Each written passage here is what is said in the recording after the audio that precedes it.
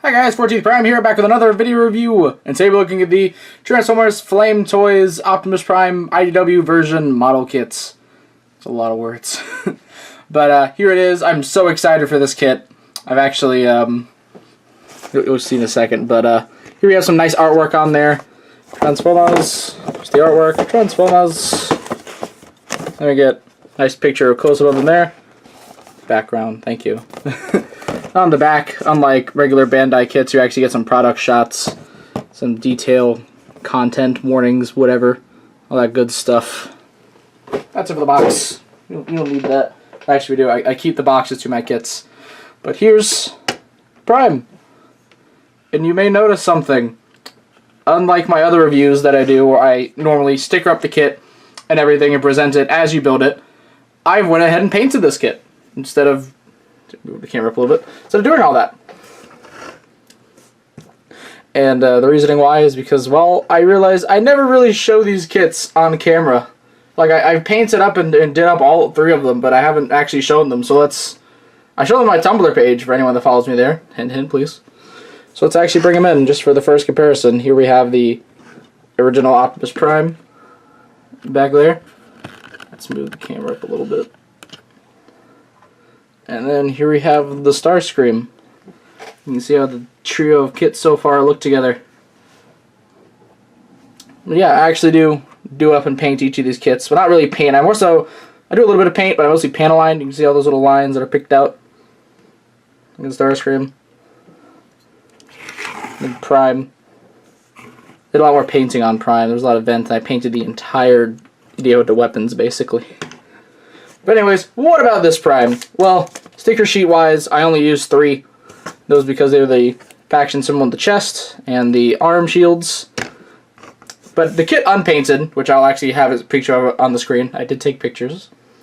Even unpainted, it looks good. I really like this kit. This actually, each time I get a new kit, it ends up being my favorite kit. Well, this is my favorite kit now. A little bit of close-ups on it. See a nice face, which I had painted up. All the light gray, nice silver, which I'll get into the paints I use in a minute. A lot of the darker grays I made gunmetal.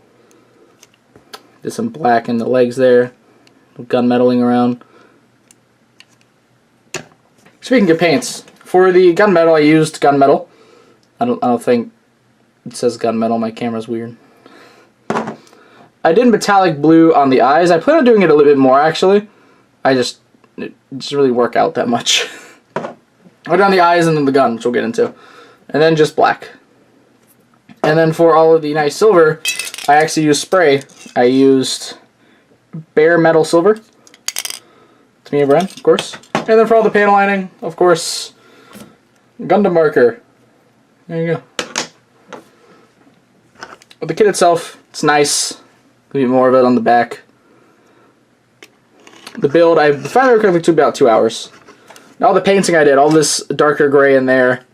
It was dark gray, I did a gunmetal, even the inside of the chest is all gunmetal. Silvered up these and panel lined some of it.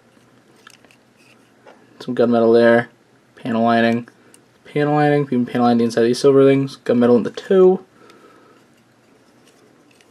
But yeah. The kit itself, build-wise, it's pretty good. It's like, Flametoys has had a good track record with me. At least, like, usually the kits have like 1 or 2 little issues, but it's nothing major. For me, like, this arm, I could not figure out what it is, but, like, it just kind of likes to split apart a little bit. It's weird. Like, you can see it's a bit off. Like, I tried going in there and fixing it. Maybe I just did something wrong. I don't know. On the back, I did panel line a little bit. And the wings back here. I might go back and do more, but I don't know. I kind of like the little bit of panel lining I did. Because I didn't do a ton. Now, for accessories, he has various hands. He has another fist, another open hand, which I like that they are getting a little more expressive. Like, Starscream came with the open hands, too. If I remember correctly, this is the same hands count that Starscream had. I would love pointing hands with these figures. I don't know. This Prime, I just want to see a pointing hand. And then he also has a gun. The hand isn't attached. I just keep it on. Which the only paint I did in there was the metallic blue there, that if you want it, they do have a sticker for it. There you go. That's what you do here. You take it, you pop off the hand, which these aren't actually like ball joints. It's like a little nub where, like, this is the ball joint where it articulates at, and then it's just a little nub here for a swivel.